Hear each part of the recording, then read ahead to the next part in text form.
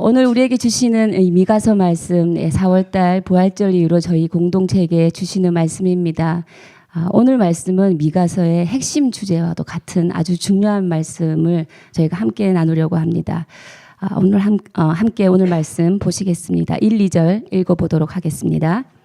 너희는 여호와의 말씀을 들을지어다. 너는 일어나서 산을 향하여 변론하여 작은 산들이 내 목소리를 듣게 하라 하셨나니 너희 산들과 땅의 견고한 지대들아 너희는 여호와의 변론을 들어라. 여호와께서 자기 백성과 변론하시며 이스라엘과 변론하실 것이다. 네. 여러분 지금 읽으신 말씀에서 변론이라는 말이 3번 나옵니다. 이 변론은 히브리어 원어의 의미를 보면 법정 소송의 뜻이 있습니다. 지금 이 말씀을 우리가 읽었을 때 보면 법정, 재판정의 모습을 저희가 연상할 수 있습니다. 너희는 하면서 여호와께서 이스라엘 백성들을 향하여 지금 집중하며 부르고 계십니다. 말씀을 들을지어다. 네. 계속 미가서에서 들을지어다 8번이 나옵니다. 너는 미가 선지자입니다. 너는 일어나서 산을 향하여 변론하여 작은 산들이 내 목소리를 듣게 하라 하셨나니 미가 선지자가 지금 대신해서 하나님의 그 이스라엘 향한 이 소송의 마음, 이 소송을 하고자 하는 이 마음 안에는 어떤 것이 있겠습니까? 무언가를 바로잡기 위한, 그리고 무언가의 갈등이 있는데 해소하기 위해서 우리가 어떤 사건을 소송하게 합니다.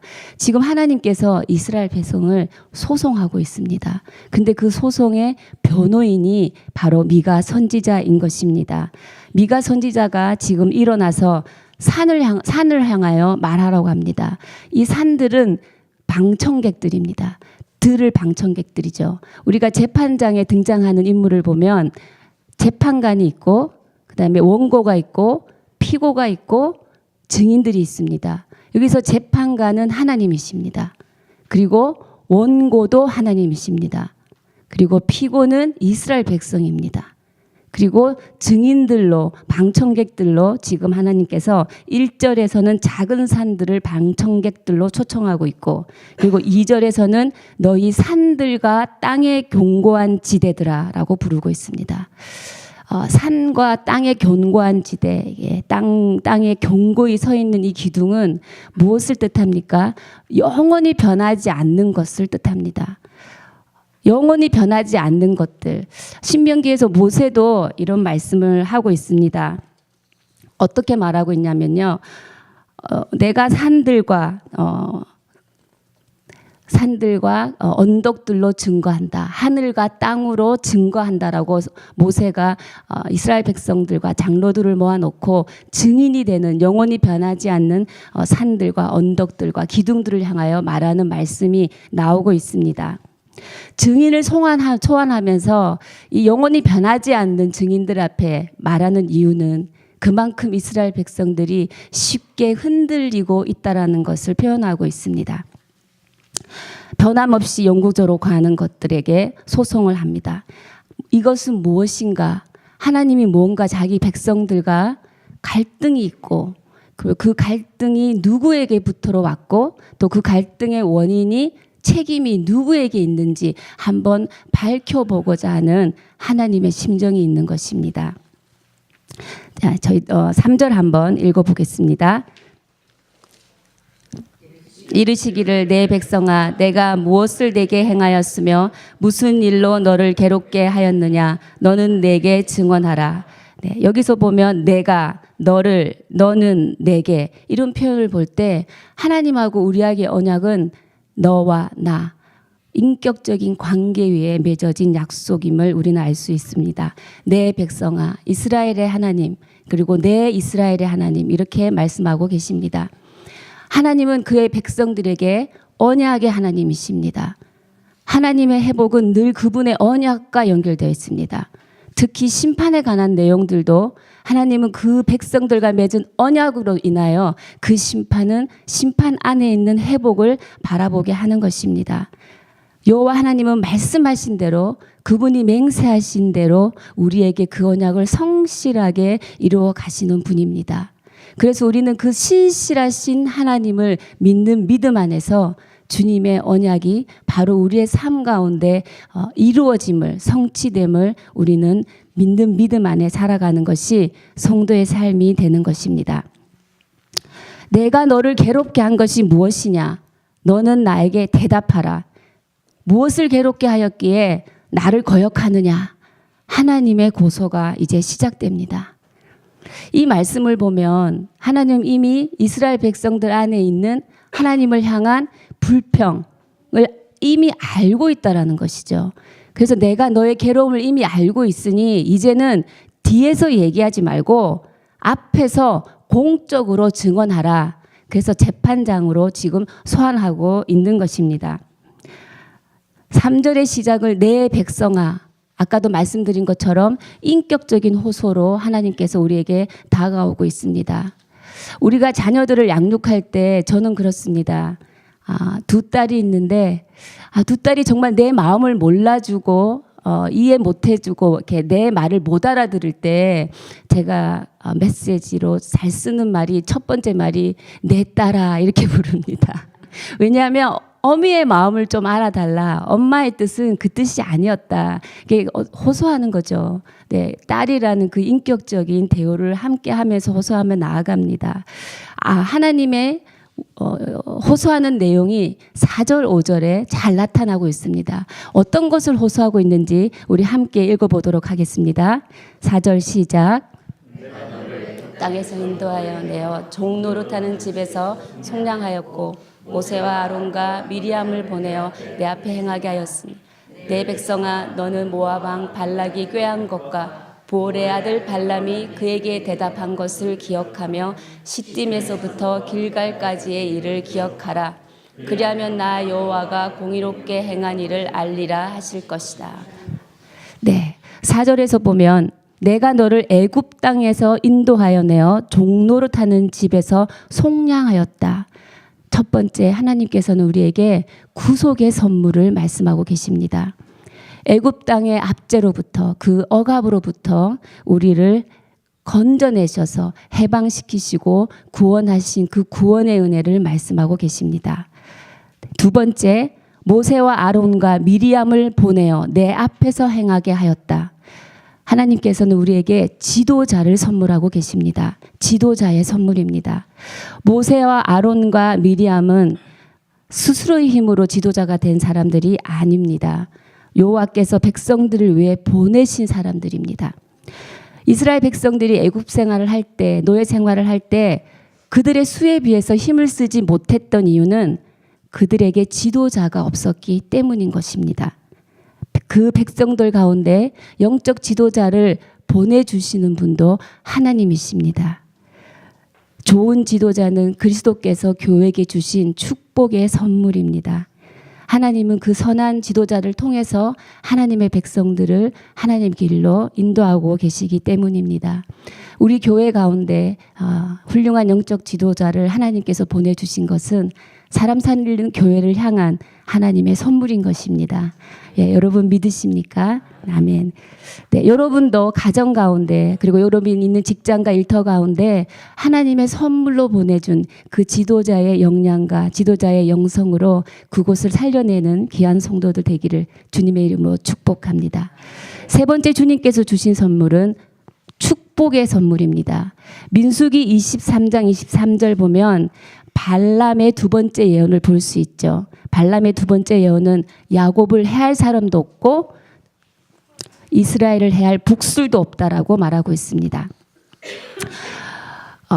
모압 왕 발락이 이스라엘을 저주하기 위해서 발람을 꾀했지만 발락의 저주를 하나님께서는 발람을 통하여 축복으로 바꾸시는 분이십니다.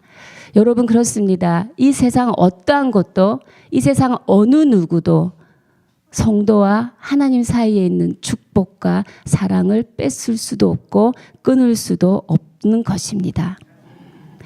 과거에 당한 어떠한 일도 그리고 현재 당하고 있는 여러분의 어떠한 고난도 그리고 장차 닥칠 어떤 불확실한 일들도 우리를 하나님의 축복과 그리고 그리스도의 관계 안에서 끊어낼 것이 없다라는 것입니다. 로마서 8장에서 이 말씀을 우리에게 증거하고 있는 것을 우리는 알 수 있습니다. 하나님은 그 신실함과 그 능력으로 저주를 축복으로 바꾸시는 하나님이십니다. 여러분, 그 신실하신 하나님 앞에 오늘도 믿음으로 나아가서 여러분의 삶 가운데 있는 그 어려움, 아픔과 고통의 사건이 오늘 믿음 안에서 축복으로 바뀌어지는 그런 아름다운 경험이 있기를 주님의 이름으로 축복합니다. 네 번째, 하나님께서 우리에게 또 선물을 주고 계십니다. 어떤 선물입니까? 그에게 대답한 것을 기억하며 시딤에서부터 길갈까지의 길을 기억하라. 시딤은 요단 동편의 마지막 성읍이고요. 그다음에 길갈은 요단 서편의 첫 번째 성읍입니다. 이 요단 동편에서 요단 서편으로 가기까지 요단강을 건너야 합니다. 여러분이 너무나 잘 아시다시피 그 요단강을 건널 때 요단강이 물이 아주 많았습니다. 그 많은 물을 어떻게 건넜습니까? 이스라엘 백성들이 언약궤를 메고 그 발을 믿음으로 딛는 순간 하나님께서 그 물을 마르게 하셔서 요단강을 건널 수 있었던 것입니다. 이 일을 기억하게 하시는 것은 전능하신 하나님을 기억하라는 의미입니다. 우리가 할 수 없는 불가능한 상황에서도 하나님의 이름을 믿고 의지하고 나오는 자들에게 주님의 능력, 기적이 일어난다는 것입니다. 하나님은 또 우리에게 마지막에 기억하라. 기억의 선물을 주셨습니다. 우리가 기억해야 되는 것은 무엇입니까? 지금 더 바이블에서 신명기 말씀을 통해서 우리가 배우고 있습니다. 모세와 이스라엘 백성들이 잘한 거 무용담의 기억이 아니라 하나님께서 어떤 분이시고 하나님께서 무엇을 행하였는지를 기억하라는 그 기억을 말합니다. 이 기억은 과거의 단순한 회상이 아닌 것이지요. 이 기억은 지금 현재 내가 처해 있는 모든 삶과 연결되어지기를 원하는 것입니다.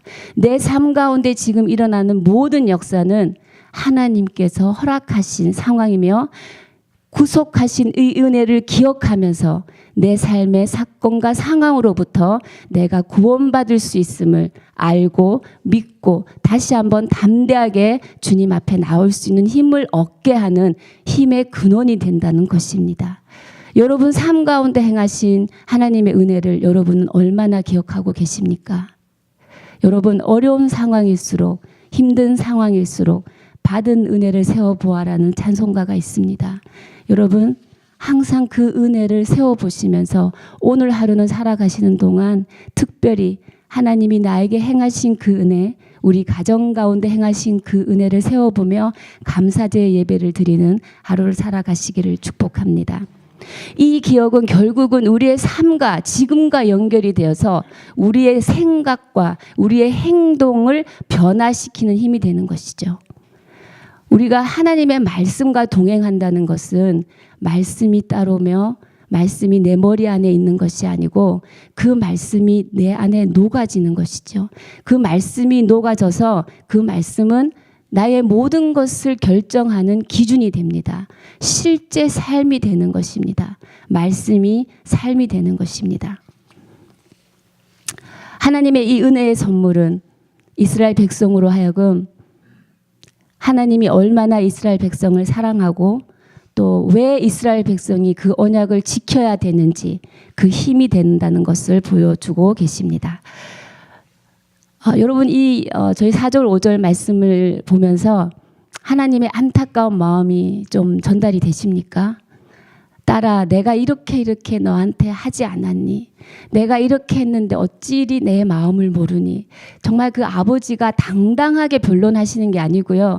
정말 안타까운 마음으로 너무나 사랑해서 딸아 정말 돌아오렴. 아들아 돌아오렴. 내가 너를 이렇게 사랑하고 기다린다.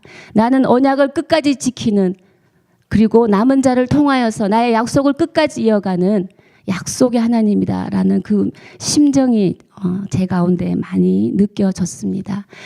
이런 하나님의 마음에 6, 7절에 이스라엘 백성들이 반론을 하고 있습니다. 이스라엘 백성들이 왜 괴로워했는지 그 이유를 우리가 6절, 7절을 함께 읽으면서 보도록 하겠습니다. 시작.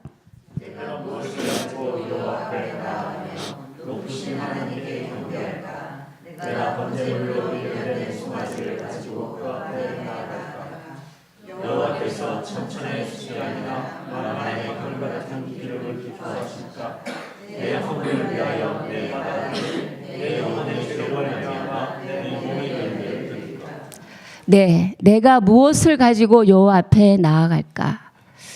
네, 여러분께서는 오늘 아침 예배에 어떤 마음으로 주님 앞에 나왔는지 이 말씀과 함께 묵상해보는 좋은 시간이 되었으면 좋겠습니다.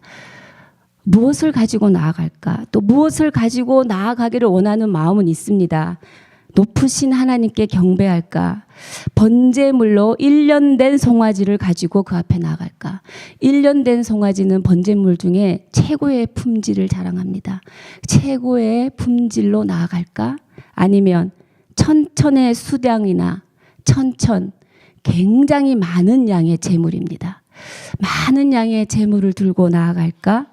아니면 만만의 강물 같은 기름을 들고 나아갈까? 기름도 굉장히 값비싼 제물입니다. 지금 이스라엘 백성들이 주님 앞에 무엇을 들고 나아갈까 안에는 최고의 예물, 그리고 많은 최대의 양의 예물, 그것을 붙들고 나아가는 이스라엘 백성을 볼 수 있습니다. 최고조에 이릅니다. 이제는 가장 나에게 소중한 마다들을 드릴까라고 있습니다. 이 두 구절을 읽으면서 이스라엘 백성들이 많이 지쳐 있구나. 여호와 앞에 제사를 드리러 나아가는데 이 번제물을 무엇을 가지고 나아가야 하는지 많이 지쳐 있구나. 꼭 번제물을 최고와 많은 것을 드려야 하나님이 나를 만나 주실 것 같다라는 마음, 그 왜곡된 마음이 있음을 우리가 알 수 있습니다. 우리가 구약 성경에서 본 그 하나님은 어떤 분이십니까? 하나님은 주시기에 기뻐하시는 분이십니다. 근데 지금 이스라엘 백성들은 하나님의 마음을 제대로 알지 못하고 있기 때문에, 하나님이 어떤 분이시는지 제대로 알지 못하고 있기 때문에 예배는 언약 관계 가운데 드려지는 건데 계약 관계 가운데 드려지는 예배를 드리고 있는 것 같습니다. 계약에는 거래가 성사돼야 되잖아요. 내가 이것을 줄 테니 당신은 이것을 해주시오. 그러니까 하나님 앞에 번제를 하고 번제물로 제사를 드리고 나아가는데 하나님의 은혜를 획득하고자 하는 그 마음, 그 이스라엘 백성들의 그 마음을 6절 7절을 통해서 우리가 볼 수 있습니다. 그렇습니다. 여호와 하나님을 알지 못하는 예배는 우리 모두를 지치게 할 뿐입니다. 예배도 나와야 되는 거고 성경 공부도 해야 되는 것이라면 참 힘들 것입니다.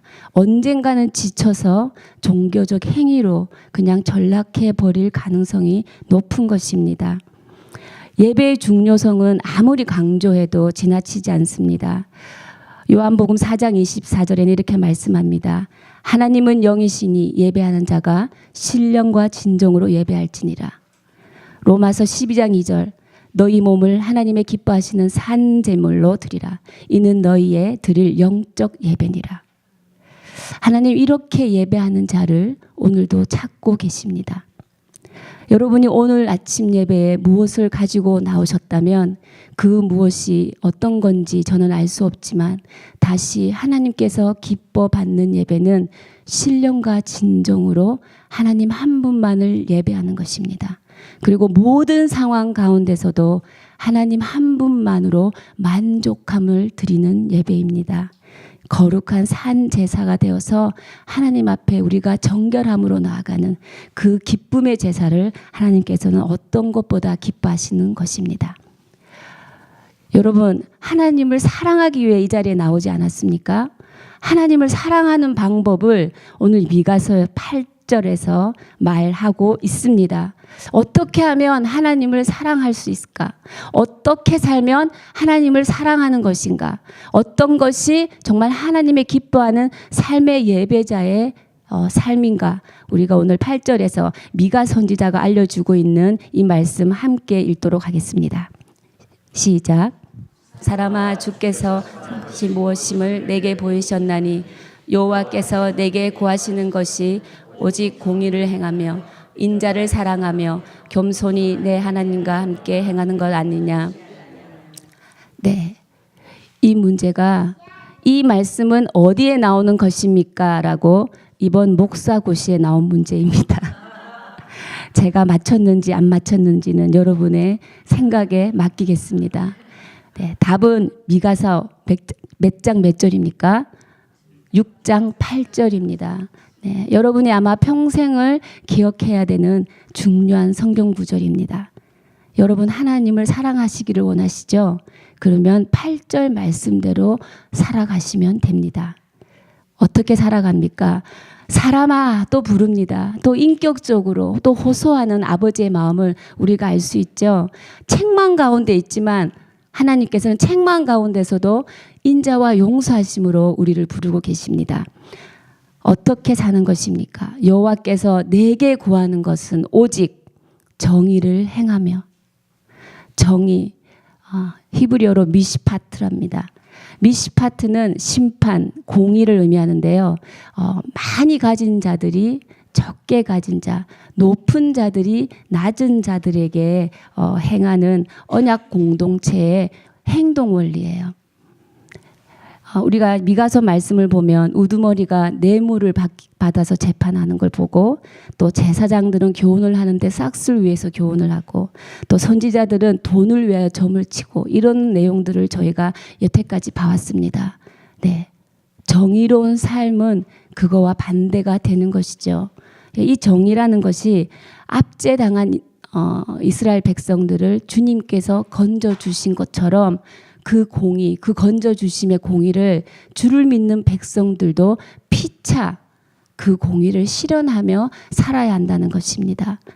여러분 주변 가운데 억눌린 자들이나 압제당한 자들이나 사람들이 있다면 여러분 오늘 찾아가 주셔서 여러분을 통하여서 하나님의 그 공의를 흘려보내고 여러분을 인하여 그들이 다시 한번 소망을 회복하는 하루 되시기를 축원합니다. 두 번째는 뭐라고 합니까? 인자를 사랑하는 것이라고 합니다. 정의를 행하고 인자를 사랑하고, 이 인자는 히브리어로 헤세드라고 말합니다. 헤세드는 하나님께서 인간을 향한 조건 없는 은혜와 사랑, 긍휼, 자비입니다. 이 헤세드의 사랑을 입은 백성은 어떻게 살아갑니까?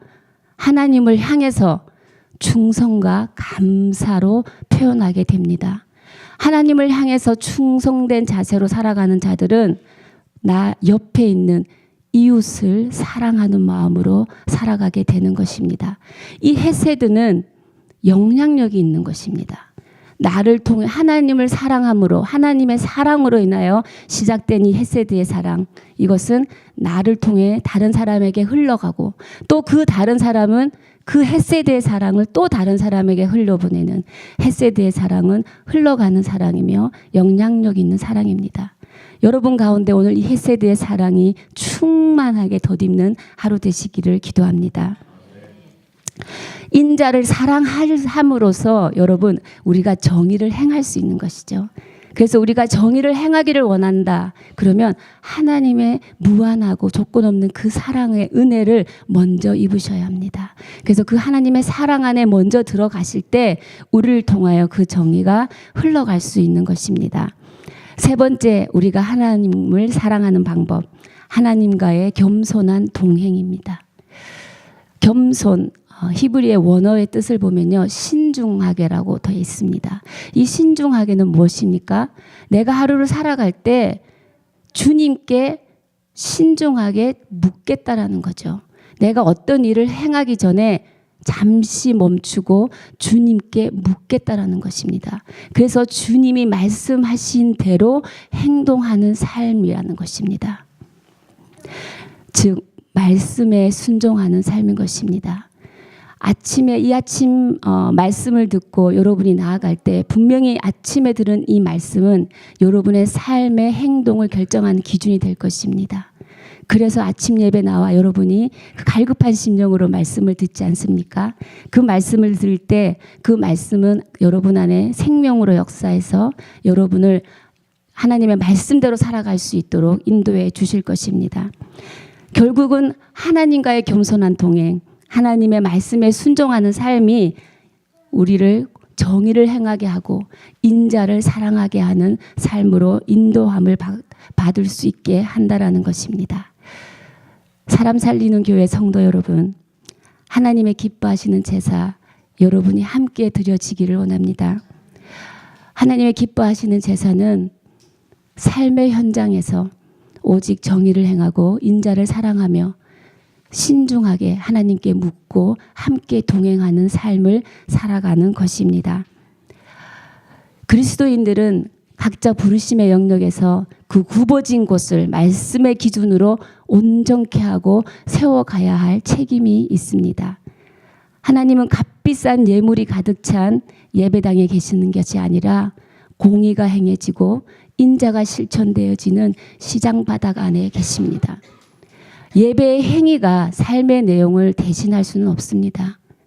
예배당에 의로운 삶과 관계가 되지 않는 사람들이 예배당에 모여서 도피처로 이 예배당이 활용될 수도 없습니다. 이 예배당은 살아계신 하나님 한 분만으로 그 정결한 마음으로 나온 자들이 하나님께 예배드리는, 하나님께 온전한 예배를 드리는 예배당인 것입니다. 구원받은 죄인이 어떻게 정의를 행하며 인자를 사랑하며 겸손히 하나님과 동행하며 살 수 있습니까? 바로 예수 그리스도 그분의 옷을 입을 때 가능합니다. 우리의 노력으로, 우리의 힘으로 가능하지 않습니다. 번제물을 우리의 힘으로, 우리의 노력으로 드리려고 했던 이스라엘 백성들의 그 실패를 우리는 보았습니다. 여러분, 오늘도 우리가 부인되는 십자가를 통과할 때 내 안에 살아 역사하시는 예수님께서 이 정의와 인자를 사랑할 수 있도록 우리와 함께 동행해 주실 것을 믿습니다. 그렇습니다. 라 목사님 더 바이블 통해서 가장 많이 하시는 문장이 이 문장인 것 같습니다.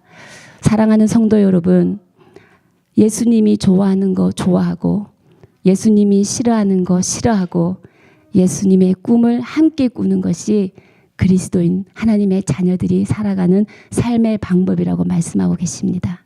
여러분, 오늘도 그 꿈을 함께 꾸시면서 여러분의 삶의 현장에서, 가정에서, 일터에서 여러분을 통하여 공의가 행해지고 인자를 사랑하고 하나님과 겸손하게 동행하는 축복이 충만하기를 예수님의 이름으로 기도합니다. 아멘. 우리 함께 기도하겠습니다. 주님, 그렇습니다. 주님, 오늘도 주님의 말씀의 빛을 우리 가운데 비추어 주시어서 우리를 통하여 하나님의 정의가 행해지게 하시고 이웃을 향한 사랑을 행하게 하시고 겸손하게 하나님과 동행하게 하여 주시옵소서.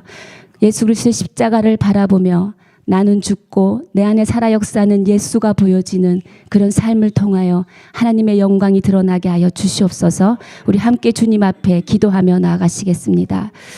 살아계신 하나님, 그렇습니다. 오늘도 겸손히 주님 앞에 엎드려 하나님의 뜻과 하나님의 마음에 합한 예배자가 되기를 원하며 주님 앞에 나왔습니다. 주님, 주님께서 원하시는 것, 주께서 우리에게 구하시는 것은 오직 주의 정의를 행하며 인자를 사랑하며 하나님과 함께 동행하는 그 삶을 원하고 계십니다. 하나님, 그 고백으로 나온 주의 백성들 가운데 하나님 함께하여 주시고 아버지, 그들을 통하여 오늘 하나님을 향한 그 사랑과 이웃을 향한 그 사랑들이 흘러가게 하여 주시옵소서. 소망 잃은 자들에게 걸어가는 복음이 되게 하여 주시고 눌린 자들에게 주의 사랑을 들고 가서 상한 영혼들에게 소망을 주고 그들의 영혼을 회복시키는 데 쓰임받는 주님의 귀한 성도로 살아갈 수 있도록 오늘 그 말씀이 우리의 삶이 되게 하여 주시옵소서. 주님, 말씀이 나의 삶의 기준이 되게 하여 주시옵소서. 말씀으로 거듭나는 하루가 되게 하여 주시고 나의 일상 가운데서 예수 그리스도의 그분의 뜻이 드러나게 하여 주시며 겸손히 하나님과 동행하며 살아가게 하여 주시옵소서.